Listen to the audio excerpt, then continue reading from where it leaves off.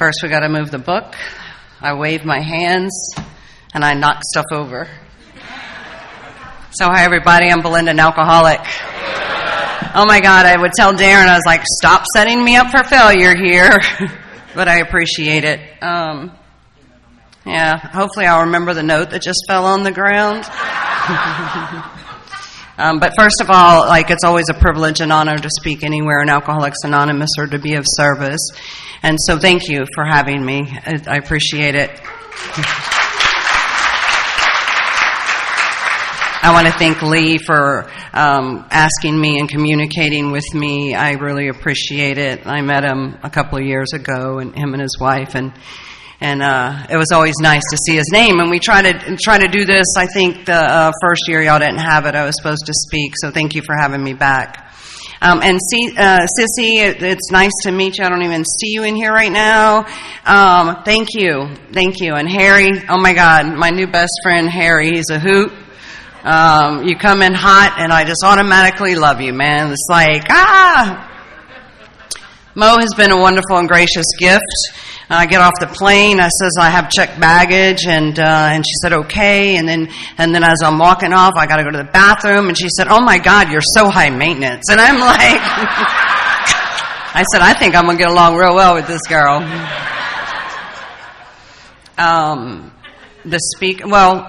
First of all, Lee, thank you for believing in me, and thank you for the service work that you do. Because of people like you, you've saved me. I've listened to hundreds of speaker CDs, and it's hard work these guys do, and so thank you. Then the speakers, Jane and Jane, I've loved you since the day I met you a few years ago, and every time I think of your name, it warms my heart. But to spend time with you and be in your presence, I can't even put words in it. Thank you. Barbara and Dick, it's great to have finally met you both and got to know you a little bit better. I appreciate it. All of y'all, including Lee, share just a message of hope from the heart, and thank you. And then Don's not here, and it's always good to hear him as well. And my note's down there, so if I forgot anybody, I'm sorry. I want to start off, and you don't have to do this with me, but if you will, if you just close your eyes for a minute and then just take a deep breath in and breathe in God. And breathe out fear. Breathe in God. And breathe out fear. And just one more time, breathe in God. And breathe out fear. Now, if you just open your eyes, and just for one moment, I want you to feel the shift that took place in the room. I'm grateful I was taught that as one of my earliest meditations. That is meditation. I started that off with 1 minute at the beginning when I first got sober and continued it and changed some other stuff up. So if you don't think you can meditate, there's an example. Hopefully I'll talk a little bit more about my meditation life later. I'm extremely passionate about Alcoholics Anonymous. Not only has it saved my life, it's changed my life, it's given me a life I never dreamed of. All the promises that the big book of Alcoholics Anonymous talks about has come true in my life. In 1941, Bill Wilson wrote that our chief responsibility is an adequate presentation to the newcomers. So welcome newcomers. And with the help of a higher power, hopefully that I'll be able to do that. But how do you adequately present a program that is life-changing and been around for over 80 years? How do you adequately do that? And so hopefully I've been trying to get quiet, and I'll just allow God to speak in and through me.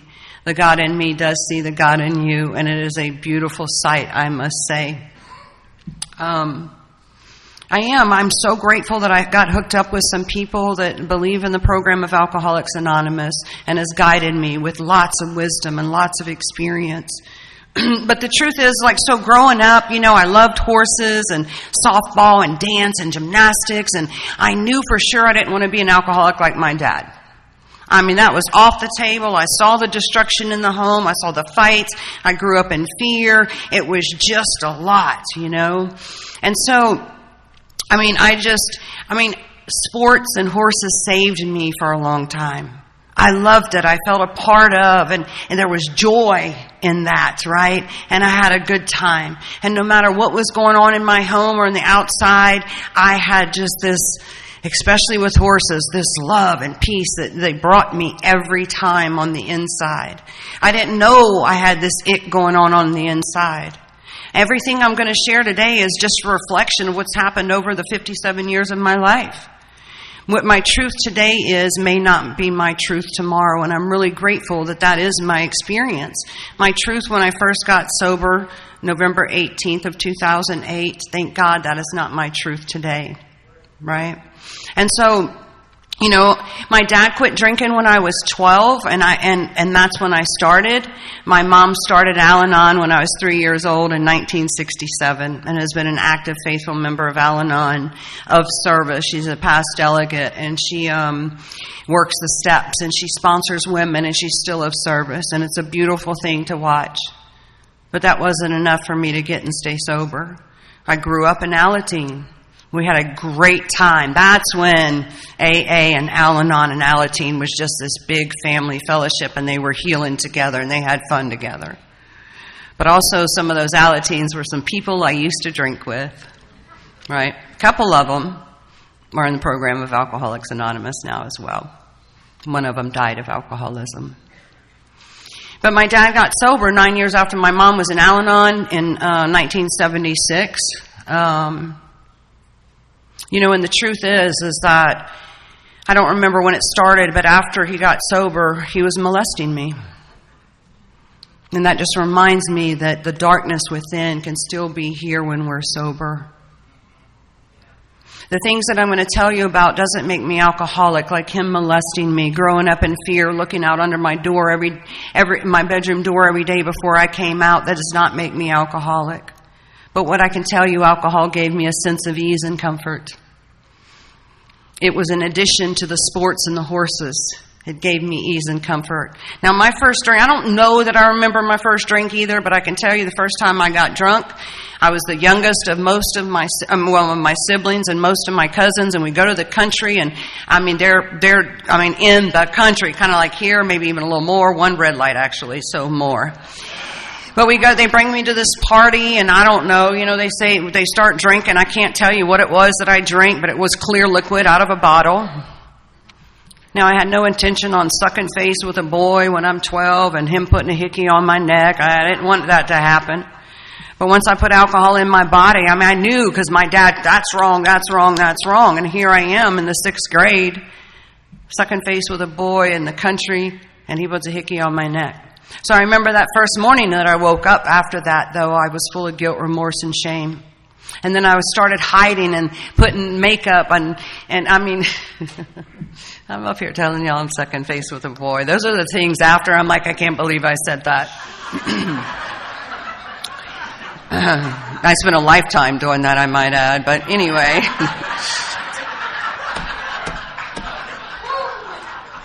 Oh, gosh. But that next morning, I was just trying to hide it. I was already trying to hide the consequences of my actions. And so, growing up, I spent like my childhood trying to hide from my dad and always stay covered up and do all of these things. I met my first husband when I was 15, and he was a little physically abusive, but I married him anyway. Why not? I was kind of used to that turmoil and the fights and the chaos that was in the home. But I got married right out of high school. I passed up a softball scholarship. It was more important. I just had this inside desire. I wanted to be loved so bad. I just wanted you to love me. And I was willing to do that at all cost. In high school, I was suspended when I was in 10th grade because I drank a little bit too much. I overshot the mark. I didn't even make it to first hour. There was a group of us. Other people were doing drugs. I wasn't going to do drugs, but it was okay to drink before school. And, I just drank. I didn't intend to drink so much that I couldn't even walk to my locker. And it was funny because by this time my dad had been sober in Alcoholics Anonymous, and the principal or the counselor, whatever, calls him and they pick me up, and it seemed like he wasn't mad. It seemed like he understood. But remember, by this time he's a sober member of Alcoholics Anonymous. Of course I got punished. I was in a youth group, and I drank before youth group, of course, with those Alateen friends, and I got a little slap on the wrist. Don't do that. But this, I remember another time my parents went out of town, probably to an AA conference, by the way, because they did it all the time. And I had a party. And it was just going to be a few friends. It turned into about 100 friends. And by the end of the night, I've got people throwing up all over the bed. I've got pool furniture in the pool, and it's winter time. Somebody ran into dented the sheetrock in the garage. And oh my gosh, I was so frightened I'd get found out. Another time in high school, I drank so much. I think Lee mentioned it. Strawberry Hill. Mine was Tickle Pink. Right? And I drank so much one night, and I remember racing with that bottle, and God, I got so sick, and man, I just never wanted to get so sick and throw up again, and so many times I drank so much I'd throw up again, and I didn't want to throw up again. And that was repeated over and over and over. So that first husband I married, I thought he drank too much because he drank every day, and God, because that's what my dad did. My dad, when he was drinking, he drank every single day. And so for some reason in my mind, even though I went to Alateen, I formed this belief that you have to drink every single day to be alcoholic. You see, because since I wasn't going to be an alcoholic like my dad, I was not going to drink every day. And so that husband, he drank every day, but there was something about him. He could drink just a couple. He might, while mowing the grass, come in, have dinner, watch the news, go to bed. But since I had formed this belief that in order to be an alcoholic, you drink every day, I kind of thought he was an alcoholic. Now, it didn't deter me from marrying him, of course. And so even when he wasn't drinking, we'd have these fights, and I was defended, and I was trying to protect myself, and that's just kind of how it went on. I remember I was in banking, and somebody says, Belinda, I don't think you're yourself when you're around him. And I'm thinking, what do you mean? I'm only myself around him. I'm kind of the actor with everyone else. But what it was is with that physical abuse and that smothering and all of that, I was walking on eggshells just like I did growing up. And so at some point I decided to leave that husband, but I was really afraid for my life, so I made a plan. The plan worked out. The first night I went to the bar and got wasted. Of course, I was throwing up. Didn't want to throw up. I didn't want to black out. I didn't want to forget how I drove home. And this is repeated over and over and over again. When I left that first husband, the party was on. And it was fun. It was fun. I had a great time. I went to a different bar every night of the week except Monday because I wasn't going to drink on Monday. I didn't want to be an alcoholic like my dad. Right? But I had a plan. There was always a plan. This bar has little snacks before. Anybody, if you eat, then you won't drink so much or get so drunk, right? So I'm going to eat. And it was always, stay off the tequila. Tequila makes me fight. And, I'm just going to switch to Jägermeister. Well, Jägermeister made me fight too. I love to fight when I drink. I just love to fight. What I know now is I just had so much angst and anger within me. I'm not one of those that's going to back down and cower in the corner. I'm going to blow up big because I'm so scared and I'm coming at you hard. People really feared for my sanity, like the book says. It still baffles me that I can't even imagine that. It takes a lot of anger to do that. I just can't even imagine, but I can almost feel what it felt like then. I had some great times. Cruises, and I'm from South Louisiana. There's a lot of festivals, and it was fun. And then somewhere along the way, I met that second husband, and he was doing cocaine. I wasn't going to do cocaine. We were just dating, and once he got off my back, I thought I'd try it. Now, when I'm going to talk about drugs, it's going to be very little about drugs. I believe in the singleness of purpose of Alcoholics Anonymous. I am 100% alcoholic. But I started adding drugs because if I do a little cocaine, I can drink more.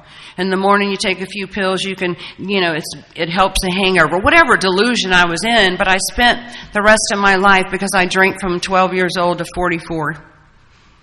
I drank for over 32 years, and I added a lot of drugs to my story.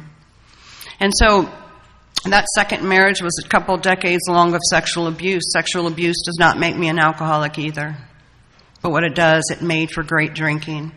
And I would try to be the woman that he wanted me to be and do the things that he wanted me to do, and I hated it. Just like I hated what my dad did to me. I hated it. There was nothing about it I wanted to do, but I wanted to be loved so bad. I remember one night I was just crying and crying because I couldn't do what he wanted me to do. And he was like, don't worry about it. And I just felt like if I couldn't do this for him, he wouldn't love me. And I was heartbroken. But boy, I really did. It fueled my drinking. It fueled the other drugs that I had to add to it. Right? And so somewhere in that, so probably about 10 months before I got sober, the truth is I thought crack cocaine was my problem. If I just get off the crack, everything was going to be okay. Even then, I had no idea alcohol was causing any issues in my life. I hear some of y'all thinking, for me, yeah, I'm alcoholic. I just thought that meant I could drink more than you, but I didn't know I had a problem with alcohol. I remember, because I've handcuffs, a couple of times, and I thought it was because of that. If I just stop doing that, everything's going to be okay. And by this time, I had gotten in a really bad motorcycle accident, spent weeks in the hospital, had to learn to walk again. But I'm hooked up to one pump and snorting some other stuff on the side in the hospital. I didn't draw a sober breath for 8 years before I got here. Every single day, I had all kind of stuff in my body. For days, I'd stay up. I'd pass out until I'd wake up only to, it was like when I would come to, really, because maybe things were starting to wear off, I'd have to do more, and I'd have to do more. And I was so restless, irritable, and discontented, completely unsatisfied with life, and I had a darkness within that I didn't even know what the problem was. And I found myself now, the cop husband that I was married to was in another room. We were divorced by now. He thought if he divorced me that maybe I would stop doing what I was doing. But I was so selfish and self-centered. Me and my boyfriend were living in the other room. That's the way I thought these things were okay. But one day I found myself in this bed and I'm begging these two guys to blow my head off and put me out of my misery. I couldn't imagine trying to get up and do it all over one more time. I was out of money. I was out of drugs. I was out of alcohol. I was out of food. I don't know how I still had the roof over my head. And I'm begging them to blow my head off and put me out of my misery. And then so something happened and I said, well, because I'm out of all of this and I haven't been out in years, I don't want to go through the withdrawals again, so I think detox might be a good idea. But I'm just going to go so I don't have to withdraw off the pain pills, and then I'm going to quit smoking. I'm going to do that. I'm going to get out, and I'm going to manage my pain pills better. I don't think alcohol is a problem at all. And I'm just going to stop smoking that stuff because that's why I lost all my money, and that's why, I had broken relationships, hadn't had a job in forever. I was just in this such delusional state. It still blows my mind how asleep I was. Now that was my plan. But what I know now that I didn't know then, something was happening to me, not by me. Something was happening to me, not by me. I didn't swear off again. I didn't say I'm never going to do it again. I didn't make the broken promises again. I had no intention on getting sober. But that first day I'm in detox, what happened is a group of members of Alcoholics Anonymous walked in. I had 2 big books with me. Now, I had only been to AA once because when I said I was going to quit smoking crack, if I couldn't quit smoking crack, I'm going to go to AA. And I went to one AA meeting, loaded out of my mind, I might add. Picked up a desire chip. God only knows what I said, if I said anything at all. And AA didn't work for me that day. AA did not work. That was my one experience with Alcoholics Anonymous. But I'm pretty sure my dad had given one of my partners a big book because he thought he had a problem with drinking. I don't know where the other one came from. I brought 2 big books with me. Because by this time, my dad had been the sober member of Alcoholics Anonymous for over 30 years, and my mom had been an Al-Anon for over 40. And so this group of members come in. I don't remember, the only thing I remember any of them saying is one guy had just gotten out of treatment the week before, and he had 5 weeks of sobriety. And again, I don't know that I knew it then, but I know it now. That guy saved my life. Because as I sat there at 44 years old and been drinking for so long, I realized I had not gone 5 weeks without putting something in my body to make me feel different.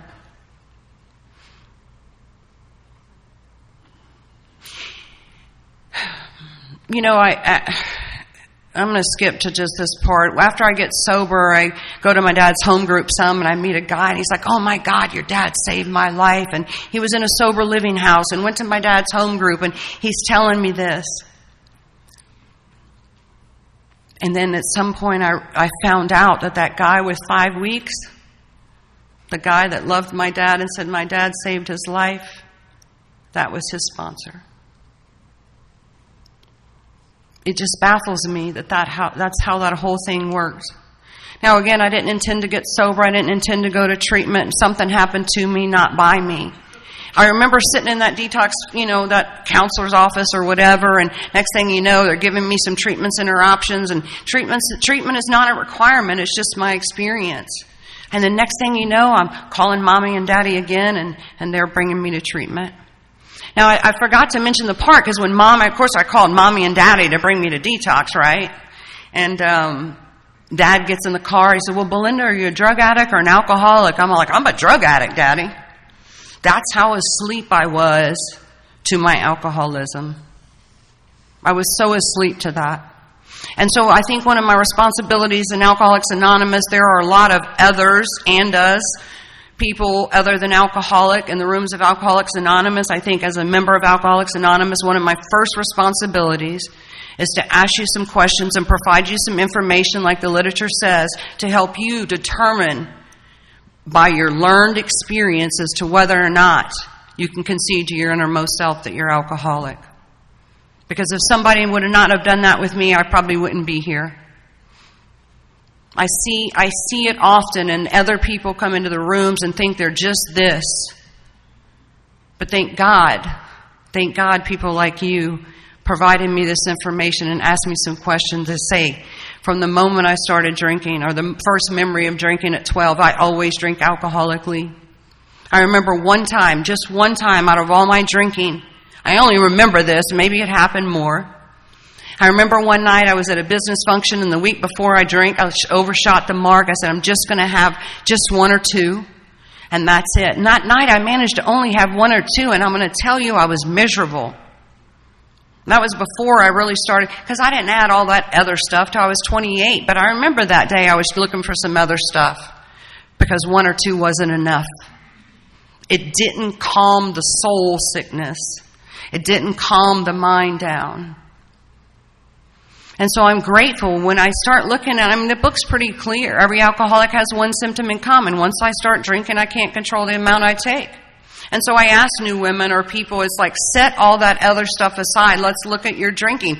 What's your first memory of drinking? What does it look like once you start? What's your second experience? What's your third experience? Well, let's look at your drinking. And 9 out of 10 times they're like, "Oh my God." Kind of like I was. "Oh my God, I am alcoholic." So I beg of you, if you're not sure, and you're in a meeting of Alcoholics Anonymous, please don't lie saying you're alcoholic if you're not sure. I think Dick, and I get the speakers mixed up, so I don't remember who said what at this point, but I think it was Dick, ask for help. See me after the meeting if you're not sure. I'll be happy to do what's been done with me so I can help you concede to your innermost self based on your experience as to whether or not you're alcoholic. There's one rant. So I end up in this treatment center. I didn't intend to go to treatment, and remember, I was just going to get out and manage next time. And I'm grateful. And I heard some people talk about Joe McHugh, and he's deceased now. I can say his last name, but it was a place that it was his recovery plan, and I'm so grateful. The place that I went to, you sat through class Monday through Friday, 8 to 4, and they brought you through the first 103 pages of the big book.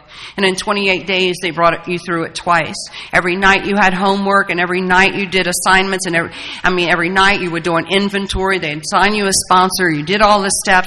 All the steps. You shared an inventory with someone. They left you in your room to do 6 and 7 in that hour. Do an hour and then do 6 and 7. You had your amends list and your harms list and your amends ready. They talked to you about 10, 11, and 12, and I am so grateful for that. Now, I don't remember. So, talk to you about getting a sponsor and a home group and go to meetings and stuff like that. And next thing you know, I'm going into a sober living house. It's happening to me, not by me. It's like, I can't even, like, when I sit right here thinking about that, I didn't make a decision to do this. It's just like, I don't even know how to describe it. But I'm in that sober living house now. And I'm grateful because they had restrictions and you had to be at home at a certain time. Absolutely no men in the house, right? Of course, I snuck my boyfriend in the window, but yeah, I could have skipped that one too. But I'm grateful. And so my mom's like, get this woman to sponsor you or that woman to sponsor you. And then come to find out that woman's old and I don't know about that one, but I ended up going with the old lady and I was like, how could we possibly relate and stuff? And then I scheduled a meeting with her, and 2 days before that, my 28-year-old beautiful niece, I got the call, and she had died. She had took pills and passed out in the car and froze to death in South Louisiana. And I remember the look on my mom's face. She thought maybe I would end up drinking over it. And but I didn't. I didn't make the decision, I'm not going to drink. It happened to me, not by me. I knew I owed that girl an amends, but I didn't have a chance yet. So anyway, I ended up coming up with a better plan, and I got another sponsor and worked with her for a couple of months. And then I was like, she's too young, doesn't have the experience. She always has to ask her sponsor. So I got the hardcore sponsor, and I worked with her a while, and I'll just say it didn't work out. I came up with another plan. I ended up back with that old lady. She is currently 51 years sober. She is 87 years old, and she is my heart. She has been one of the most gentlest, finest examples of Alcoholics Anonymous. She doesn't drive anymore. She sits at home. She has her little calendar, and people come. Every day she has sponsees come. She's one of those people that always wants the newcomer. Always. Belinda, I don't have a newcomer. You got a newcomer for me? You know any newcomers? If you show up at her home group and if she doesn't know you, she will push people out of the way. She's only 89 pounds really, or maybe 95 now, but she will push people out of the way to get to you. And I'm so grateful that she led by example in that area. There's a few things in the book, and for whatever reason, I marked a few pages this morning, and I'm not going to read much, and I think one of the speakers mentioned it last night, but it says to show other alcoholics precisely how we have recovered is the main purpose of this book. That is the purpose of the big book of Alcoholics Anonymous, and I'm grateful you taught me that. There's also a part in here. It says that also indicated that strenuous work, one alcoholic with another, was vital to permanent recovery. So I ask you, especially you back there, do you want permanent recovery or temporary recovery? Because if you want permanent, there is a solution. I learned how to pray out of the big book of Alcoholics Anonymous. I just love it. My experience is even though I've had that same sponsor for over 13 years, I have been blessed to work the steps with many other women. So usually once a year or every other year, I will find another woman that I admire, that I know that does this deal, that remains teachable, that walks me through this solution again and again and again. I'm going to quit looking at the book. There's a part in the book that says we face two alternatives. We can go on to the bitter end, blotting out the consciousness of my intolerable situation, which is the ick on the inside and the mind that won't stop. I can continue to do that like I've done that all my life, or here's the other alternative: accept spiritual help. I remember before I got sober, my mom was, Belinda, I'm concerned about your drinking. I'm like, what are you talking about? I literally was so blind. I was like, what are you talking about? I was in such denial and delusion. And then she throws this in. Belinda, pray and ask God. And I literally wanted to throw up. The book talks about it, you know. I bristled with antagonism. The last thing I wanted you to do was mention that God thing again because I felt like such a piece of crap. He wasn't going to help somebody like me. And if you tell me that's the solution, I am screwed. My dad used to tell me, I want to talk to you, and I'd come by, and I'm like, oh, no way, because I kind of knew what he wanted to talk about. So when I look at the steps, I'm powerless over alcohol. In fact, in most every meeting, we read how it works, right? And it says there is one that has all power. That one is God. May you find him now. Not later, now. One power. I'm not only powerless over alcohol, I am powerless over everything. In fact, the book tells me lack of power is my dilemma. I don't get power back. Belinda, this human being, does not have power, nor will I ever. I am connected to a power that not only relieves me of my alcoholism, but that power works in and through me. That power gives me power. I didn't believe any of that. I did what you told me to do in this book. Step 12 says, having had a spiritual awakening as the result of these steps. That's what happened to me. I'm not only powerless over alcohol, I'm powerless over everything. I have no power on what's going to happen here in a little bit. I love what it says on page 24 of the book. I don't know. Yeah, I'm going to go there.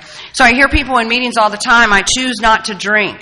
Or you ever heard a woman say, oh, I'm not going to drink because I'm pregnant? Or, oh, no, I'm not going to drink, I'm going to go to jail. By the way, I was facing jail time. That wasn't enough to get me sober either. On page 24, it says, the fact is that most alcoholics, for reasons yet obscure, meaning it's unclear to me, I have lost the power of choice in drink. If I could have chosen, I would have chose not to do what I was doing. It says our so-called willpower. I am a strong-willed individual. Can you tell? It says our so-called willpower becomes practically non-existent. We are unable at certain times to bring into our consciousness, into my mind, with sufficient force, the memory of the suffering and humiliation of even a week or a month ago. So meaning, I can't play the tape all the way out. I can't think how bad it was. I can't think about I'm going to go to jail or not talk to my family or I'm going to end up in another abusive relationship. I can't bring that into mind. It says we are without defense against the first drink. I never get the defense back. The defense must come from a power greater than me. I don't get to choose. It happens to me, not by me. Thank God there is a solution. So with step 1, it says, it talks about my life's unmanageable. So when I look at this whole process of the big book and the steps, I know it helped me recover. It's so far has helped me stay stopped. Since the day I came in, not counting the one day that I picked up that desire chip when I was loaded, since the day I got into Alcoholics Anonymous, I haven't drank again, but it's only by the grace of a power greater than me. It's not of me. It's happening to me, not by me. But I have to do some things. My life is unmanageable. It was unmanageable before I got here. Look at all the external stuff. It sucked. But what I'm currently trying to manage is the ick on the inside, that restlessness, irritability, and the discontentedness, the angst, that tight chest, that tight in the gut. And I'm trying to manage this to calm my mind. Currently. So when I look at the steps, what is my current experience? Do I believe there is a solution to living life today? Is it in here? I believe it's all in here. Now, sometimes it might tell me I got to go out of here to do some other things. But any problem I have in my life today is in here. So when I look at life, not just about my drinking and the experiences I was sharing, it's absolutely insane. I'm trying to look at the time because, yep. Okay. It's absolutely insane the way I was living life before I got here, but I can tell you my life can get insane currently. Like My mom on this cruise, and, she's in the scooter, and she likes the rabbit mode, because go fast. I'm like, she's Al-Anon. I know I like that, but why would you? But it's like, if she would just listen to me and stop doing those things and not drive so quick, she wouldn't be running into the glass case and running over people. I mean, it's crazy stuff. But I tell you what, immediately with stuff like that, I can go completely insane. I'm no longer of sound mind, not just about my alcoholism, but living life. So do I believe, or am I willing to currently believe? And look, I'm all about getting sober with the same information, but what is my current experience? We meet frequently so that the newcomer can find the fellowship they seek, thank God. But there's people who's been sober, that's gone through the steps once, or maybe never, and they're dying in the rooms of Alcoholics Anonymous. I'm not one of those who believes the newcomer's the most important person in the room. I need them. I need y'all. But thank God for the old people who have wisdom and experience, and they can tell me about the trials and low spots in their life to share their solution with me. So I can become, so currently, not just when I got here, but currently, do I believe right now? May you find him now. Do I currently believe right now there's a power greater than me that can restore me to a sound mind about anything? About my relationship, about my mama, about speaking, about showing up, about, all of that. And then there's step 3. Because the step's kind of like the rigorous honesty of the program. I've got to concede to my innermost self, then I can be rigorously honest. But currently, the reality with a capital R is right here, right now. I'm powerless. That's rigorous honesty for me to continue to understand the reality that I have no power. Step 3, not only when I first got sober, but on a regular basis, I've got to make this decision to turn this jacked up thinking and my action or inaction, a lot of times I just needed to take no action at all, over to the care of this God of my understanding. I love how the book says you can choose your own conception of God. I didn't have to have my mom's idea or some religious belief, choose my own conception. And so if you're in here and you don't want that God, for me, God was good, orderly direction at first. And if you want to keep it simple, right here, if you don't have one, if you want to choose right here, right now, do you want a God of love? And if the answer is yes, you have a God of your understanding. So the rest of the time that I speak, anytime I mention God, just think of love. Or whatever has a meaning to you. The big book describes me clearly. It says that I'm the actor. My motive is good. I want life to be great, and I want your life to be great. My motive is good. But when things don't go my way, I'm going to flip. Because, if it's good, I'm going to be kind, loving, and gracious. Today, when I think I have plenty of time, because I've been up several hours, and then I'm praying and meditating and reading some stuff, and then I'm like, oh my God, I got to get ready. I'm snippy. Wait, Hannah, I'm snippy. She said something, I can't listen right now. I'm like, oh, and then finally I had to go stop and get quiet. I'm kind and loving and gracious, but if I'm late, I'm snippy. The book says, lack of power is my dilemma. Lack of power currently is my dilemma. I must find a power by which I can live. That power will solve all my problems. My real problem is lack of power. I have one problem, lack of power. I rest satisfaction and happiness. I'm like trying to wrest satisfaction and happiness out of this world by not only managing my life, but managing their life. And if you just uncross your legs and you sit down and you stop talking and you start talking, life would be great. But the truth is I am selfish. The book says selfishness, self-centeredness, that is the root of my trouble. That's the angst on the inside. I'm never getting what I want. And when I get what I want, it's not what I want more. I'm a more kind of girl even standing up here right now.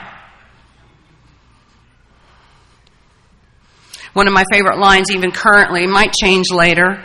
It says, the alcoholic is an extreme example of self-will run riot. Though I usually don't think so. I think you are, but not little old me. Couldn't possibly. My motive is good. I love what the big book says in the inventory, talking about resentment's the number one offender. It uses words, resentment, number one offender. It's deadly, it's poison, it kills, it destroys more alcoholics than anything else. So if you have a resentment, you're dying inside and maybe you don't even know it. What resentments do to me is festers and feeds the soul sickness. But yet I love me some justified anger. But this stuff just feeds the soul sickness and puts an angst inside of me. And if I don't master, like the book says, these resentments, it's telling me I'm sure to drink again. So there's a beautiful process in the big book of how to write inventory. But this inventory that so many people fear, and I beg of you, if you're in a meeting of Alcoholics Anonymous sharing about how horrible this 4-step is, and it's, oh my God, please stop. Please stop. Because that new person back there that we meet frequently so that they can find the fellowship they seek, why on earth would they want to do something like that? Now, I'm here to tell you it wasn't always the easiest thing. It still isn't always the easiest thing. But what that does, it leads me to a space of that angst and ick on the inside, that darkness in my soul. And it transforms me to live in freedom. Free. I'm so grateful there's a prayer in there. I can't wish the resentments away any more than I could alcohol. I learned to pray in Alcoholics Anonymous right there. God, save me from being angry. And I've been so angry, I've clapped my hands and said, God, save me from being effing angry. I didn't say effing, just to let you know. But when I do these things and I say these prayers, so many times in the book it says we ask. There's a shift that takes place in my soul. There's a fear inventory. I didn't know I was riddled by fear because I thought I wasn't afraid of anything. Thank God there's a fear prayer. There's an inventory process for that, and there's a fear prayer. I ask God to remove my fear and direct my attention to what He would have me be. Because fear, the book says driven. I am driven. Driven by fear. Driven by fear and self-delusion, self-seeking, and self-pity. I'm not getting what I want. And then that conduct inventory. I'm here to say that my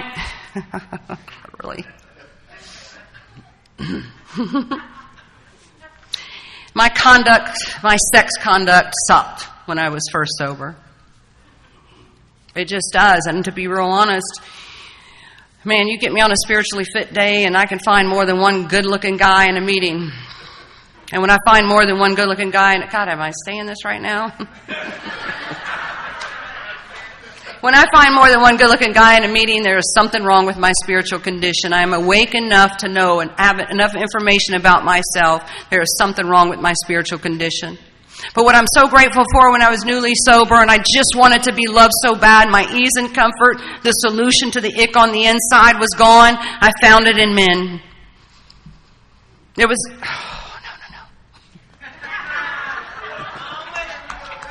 Well, the book uses the words. It was never about sex.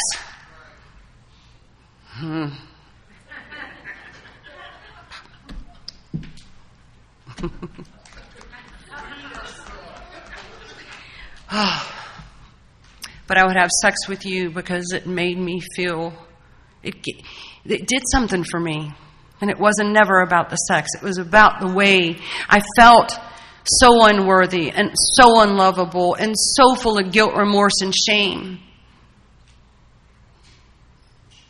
It fixed me for a while until it didn't. There's that, I was talking about resentments and how deadly resentments are. There's one resentment prayer. But in the sex inventory or the conduct inventory of the book, there are 3 prayers about sex. 3. Go figure. 2 of them are on page 69. So if you're not sure which, remember 69. 2 of them are on 69. 2 of them are on there.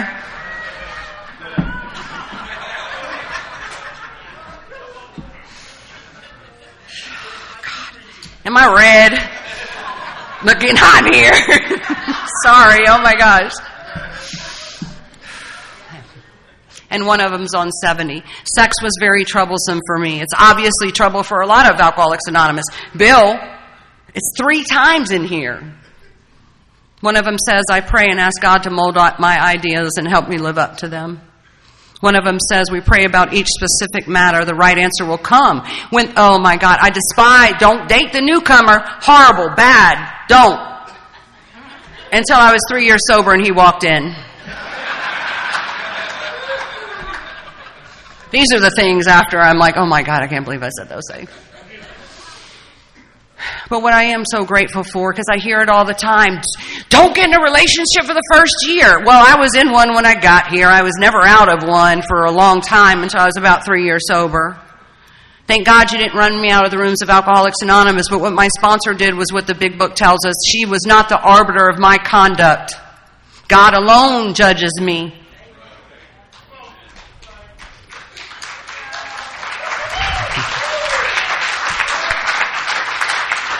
She made me do work around each one of them. She made me pray about it. That's why I know the prayer so well. I have more conduct. I have tons of conduct inventory too. Every single time, sometimes before I would, have sex, I would have to do a conduct inventory. And somewhere around 3 years sober, finally, by the grace of God. Because you see, just like my drinking, I needed to quit long before I wanted to quit, and I wanted to quit long before I quit. Same thing about my sex conduct. I needed to quit long before I wanted to quit, and I wanted to quit long before I quit. Even the newcomer, it was so against my morals and values. The book says morals and values, or morals and philosophical convictions galore. I couldn't live up to it even though I'd like to. Even though I was in the middle of Alcoholics Anonymous, I still could not and cannot on my own power. The inventory process, real quick, principle inventory, if you've never heard of it, it was one of the most life-changing things for me. The book says we list people, institutions, and principles. What is a principle? It's a moral rule or belief that is either right or wrong but influences my actions. What are some of my principles? I'm not enough. The role I assigned myself, I'm not enough. I didn't do it right. Nobody can hurt me. I can control what people feel. If it's going to get done right, this thinking mind of all the things I should do, shouldn't do, can do, and can't do. You don't have to raise your hands, but how many of you think you cannot meditate? Well, there is a belief. There is a belief that is fueling your inaction. Those beliefs that I have are not of God. They are of me. God's either everything or He's nothing. On my own, I can't meditate. So I'm grateful I had a sponsor that just kept taking me through this process. And this principle inventory, I signed my man a role. He should be more affectionate, more supportive, gentle with his words, more caring, more understanding, never get mad. Come on, you know the list is long. I'm not even going to add that one. No.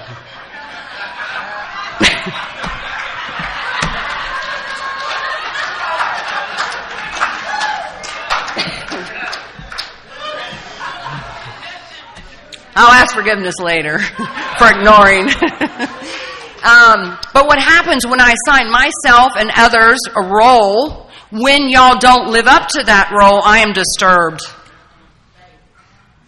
The 12 and 12 in the 10th step says, whenever I'm disturbed, no matter what the cause, something is wrong with me.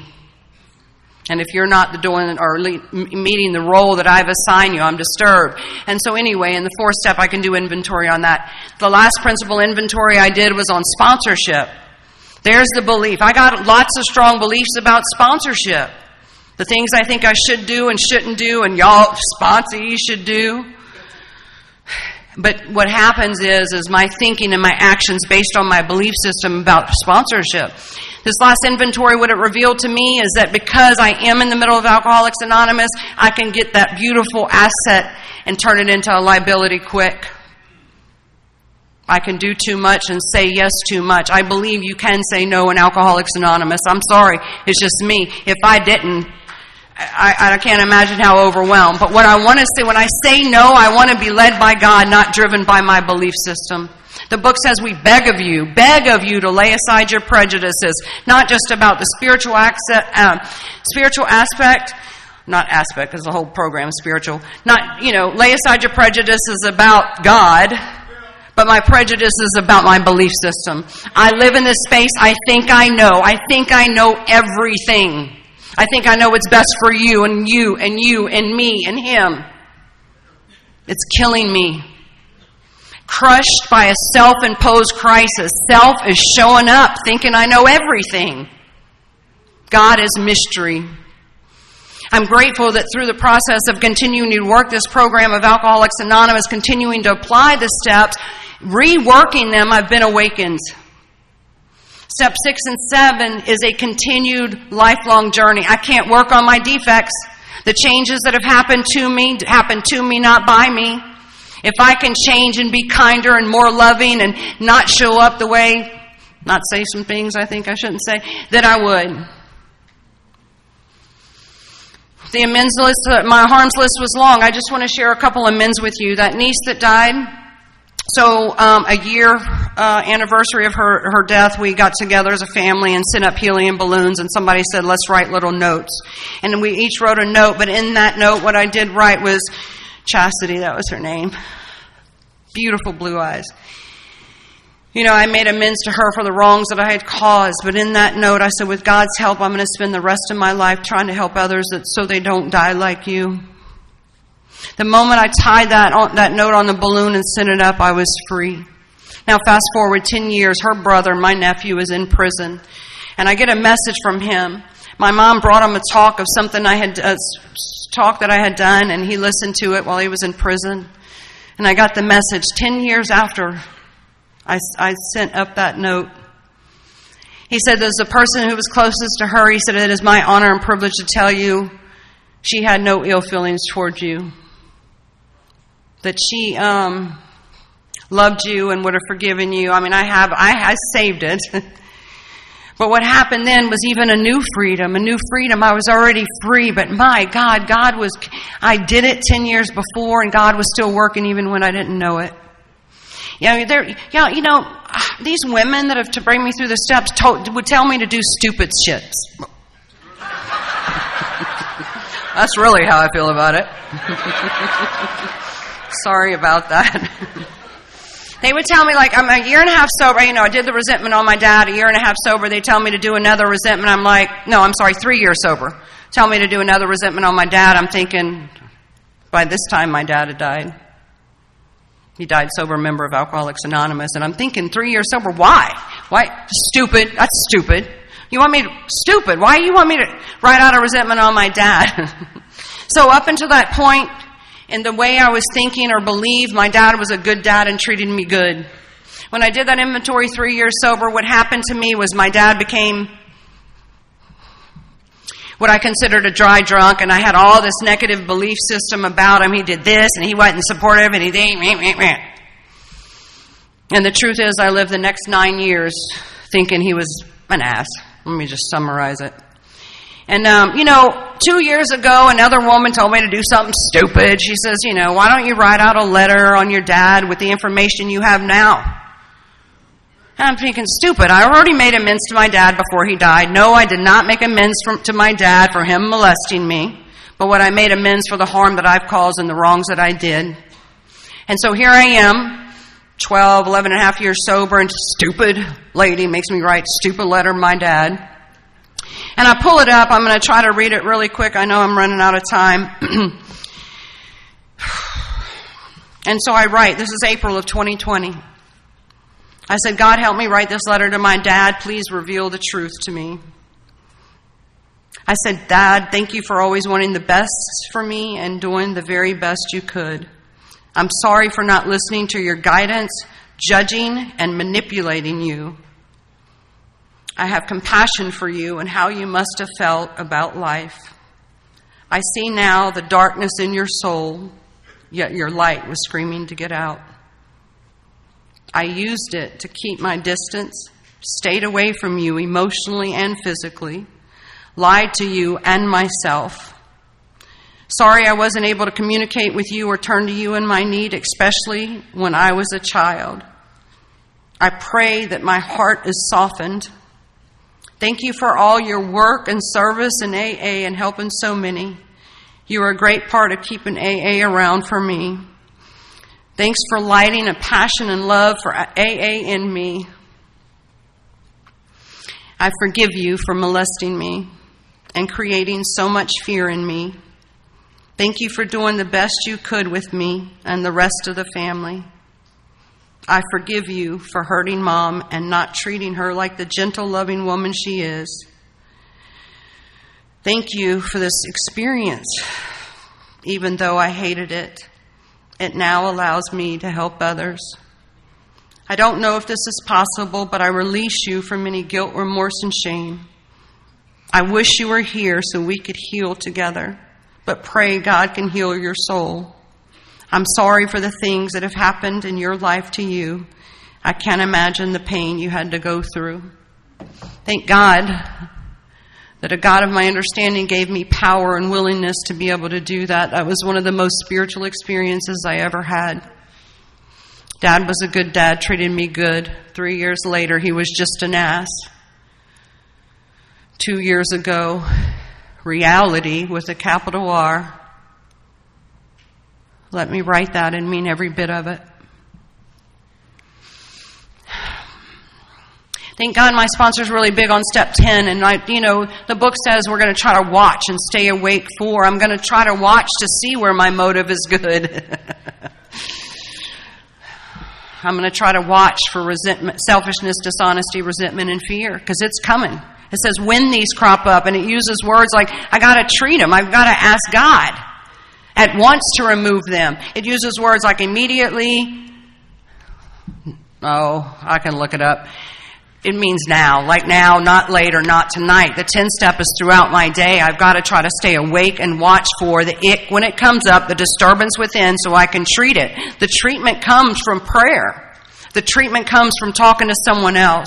The treatment comes from somebody helping me see it from an entirely different angle. I'm so grateful for step 11 that, and so in the book it says now step 11, and then it goes into the nightly review. The nightly review has some great questions on page 86. And then the questions, so I can, basically those questions that are not only to see how well I did step 10 throughout my day, but it's also to acknowledge some good qualities. One of the things is God, you want me to acknowledge that I got good qualities? That's like hard. I can tell you how I'm a piece of crap and all these things, but you want me to acknowledge some good qualities about myself? And if you feel the same way, I just want to remind you that the good within you is of God, and it's time for us to live in reality and start acknowledging the good within that is God. I love prayer and meditation. I'm so grateful for prayer and meditation. I'm so grateful for a sponsor that is just like, I used to say you can work the steps out of order and do meditation, and then I said, no, they're in order for a reason. But what I believe now is you can pray and meditate anytime. It's just in step 11, it gives us some direction. That quick meditation that I did, I love other spiritual books. I was never a reader. I read so much. I just love it. But self-knowledge avails me nothing. It doesn't. It gives me some information. It's God that I got to go to. Now, I don't want to demolish this word. The actual step 11 says, sought through prayer and meditation to improve my conscious contact with God as we understand God, praying only for knowledge of His will and the power to carry it out. I need the knowledge and the power. But I got to seek through prayer and meditation. I don't know about you, but what part of this program can I leave out and stay sober? I mean, look, I get it all the time. Did your dad make amends to you? He did not. Obviously, he did not have to make amends to me to stay sober, but I did. I can tell you I am free from that, and I don't believe he was. I may be wrong, but I don't believe he was. There are so many different ways to meditate. If you can't meditate, breathe in love and breathe out something, whatever. Sit quietly, look at a tree, because you don't have to meditate the way I currently meditate. You don't have to get quiet and sit for 20 minutes. You don't have... Do you like music? We know some of us do, right? But is there a song that brings you peace? The book talks about sitting quietly. Can you sit there quietly and just listen to a song? Because God's in the present moment now. God's here right now. Right now is now. Now, God's here now. But I need to get in the He's never left me. He's always within me. The fundamental idea of God is deep down within me. He's here now. My mind will make me go believe it's not. I get this sense of separation. It's just a sense in my thinking. I feel separate from God. I don't feel connected. Okay, so I get it. I don't feel that way, but we are. The truth is we always are. It's blotted out by my mind. The ick on my soul. I love how the 12 and 12 talks about soul surgery. There's many forms of prayer meditation. In the 86 to 88, it talks about thinking, thoughts, mind, decisions many times in that section. Many times it says ask, that means we pray. It reminds me too, it says being still inexperienced. So when I wake up, I am 100%, I am inexperienced. I have to make that conscious contact with God. I do have to use my mind to make a decision. Trust me, I don't always want to do it. I ask God to help me and then I do it. There are times that I'm okay. Tommy had some major surgery at the end of the year and I couldn't quiet my mind. I'm okay. It's like, okay, I'm not going to make myself do it just to say I did it. I just had to be okay that I did it. Thank God, step 12 says, having had a spiritual awakening as the result. I've had a spiritual awakening every time I've gone through the steps. The soul sickness continues to be healed. My life continues to be transformed. There continues to be a new attitude and a new freedom and a new outlook of life every time I go through this process. Anytime I'm in the presence of God. I'm so grateful for sponsorship and other women that have guided me. But I've got a couple of women here that I work with, and I'm so blessed that they're in my life. One of them I didn't meet for a long time in person. By the grace of God, because of Zoom, she came to me. Or we came, let me rephrase that, we came together. And I'm just going to read these 2 paragraphs and be done. Both you and the new man must walk day by day in the path of spiritual progress. If you persist, remarkable things will happen. When you look back, we realize that the things which come to us when we put ourselves in God's hands were better than anything we could have planned. Follow the dictates or the disciplines of a higher power, and you will presently live in a new and wonderful world, no matter what the present circumstances. Abandon yourself to God as you understand God. Admit your faults to Him and to your fellows. Clear away the wreckage of your past. Give freely of what you find and join us. We shall be with you in the fellowship of the Spirit, and you will surely meet some of us as you trudge the road of happy destiny. May God bless you and keep you till then. Thank you.